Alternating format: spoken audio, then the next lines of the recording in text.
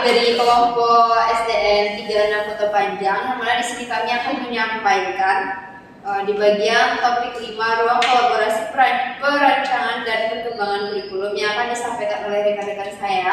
Yang pertama yaitu ada Syabikul Khairi. Kepada Syabikul dipersilakan.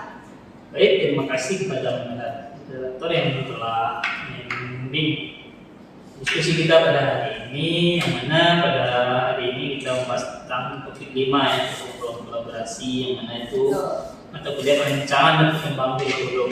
Nah, di sini ada temuan yang mana pada bagian 1 yaitu ringkasan podcast atau temuan real di lapangan, podcast produktif diskusi kelompok PPL di SDN 36 Kota Panjang yang menampilkan hasil wawancara dengan guru kelas SD.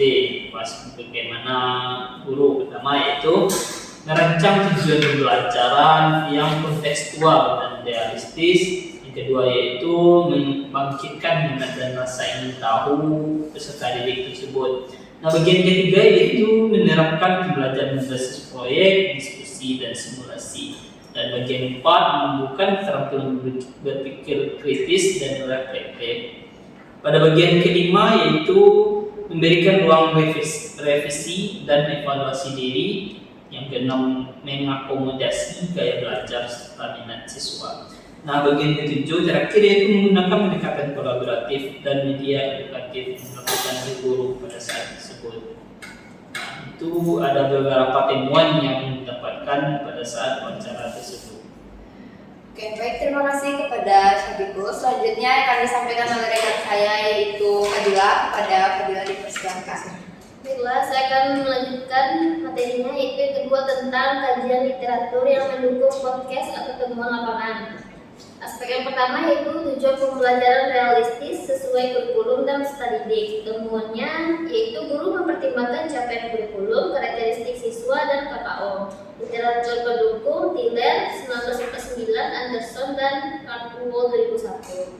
Aspek yang kedua yaitu pembelajaran kontekstual dan menarik. Temuan real, pertanyaan tematik, games, edukatif, simulasi, media menarik. Literatur pendukungnya Brunner 1961 dan Hettel 2009. Aspek yang ketiga itu pembelajaran berbasis proyek. Penemuan real dari podcast yaitu Project Based Learning atau PBL dan tugas akhir yang menantang. Literatur pendukung Thomas 2000 dan Bell 2010. Aspek yang selanjutnya itu refleksi dan revisi. Temuan real podcast, jurnal reflektif, revisi karya, evaluasi diri. Literatur pendukung Kohn tahun 1983, Black and William tahun 1998. Aspek selanjutnya itu penyesuaian gaya belajar. Temuan real podcast, diferensiasi melalui pendekatan multimodal. Literatur pendukung Tomilson 2001, Fleming dan Niels 1992. Dan aspek terakhir yaitu penggunaan teknologi, temuan real podcast, game, media audiovisual, simulasi. Dan literatur pendukungnya itu Robin 2007, Misra, dan Cole 2006. Saya kembalikan kepada moderator. Baik, terima kasih kepada Fadila. Selanjutnya penyampaian yang akan disampaikan oleh Tiara Asri. Kepada Tiara dipersilakan. Ya, untuk yang poin ketiga ada perbandingan dengan literatur dan understanding redesign. Yang pertama untuk aspek ada beberapa, kemudian ada temuan real, dan untuk literaturnya semua menggunakan konsep UBD dari Wiggins dan McTee pada tahun 2025. Yang pertama ada perencanaan tujuan. Temuan realnya itu tujuan diartikan dengan kebutuhan dan konteks siswa. Menggunakan yang pertama konsep stage, identify design result, capaian kurikulum dan pemahaman yang mendalam. Yang kedua ada pembelajaran kontekstual dan kreatif menggunakan pertanyaan pemantik, proyek dan konteks nyata di temuan realnya. Dan kemudian ada essential question untuk membuka koneksi dan relevansi. Dan yang ketiga ada asesmen otentik dan refleksi dengan temuan realnya penilaian melalui proyek, refleksi diri dan revisi karya. Yang dengan teori stage kedua determine acceptable event termasuk tugas kinerja dan umpan balik. Dan selanjutnya strategi pembelajaran aktif dan kolaboratif. Temuan realnya menggunakan diskusi, debat dan kolaborasi. Yang masuk pada stage 3 plan learning experience di mana ruang eksplorasi dan keterlibatan peserta didik. Yang selanjutnya ada diferensiasi, yaitunya temuan realnya ada multimodal, sesuai minat dan gaya belajar.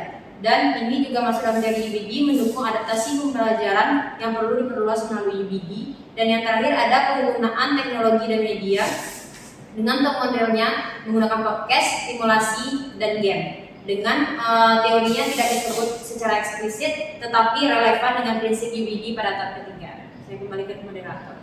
Baik, terima kasih kepada Tiara. Selanjutnya akan disampaikan oleh Nilam kepada Nilam, persilakan.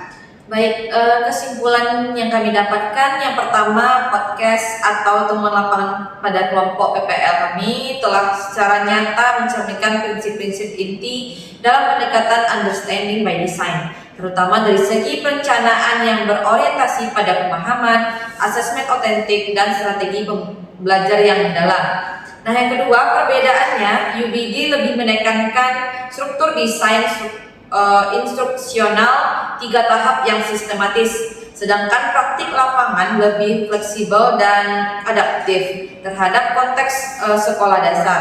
Dan yang terakhir, hubungan yang kuat tampak dalam hal pembelajaran berbasis pemahaman, asesmen kinerja, penggunaan pertanyaan mendalam, serta pemberian ruang refleksi dan revisi. Saya kembalikan kepada moderator. Baik, terima kasih Nilam. Jadi itulah hasil dari kelompok kami. Jika ada kekurangan dan kesalahan mohon dimaafkan. Saya tutup dengan Assalamualaikum warahmatullahi wabarakatuh. Waalaikumsalam.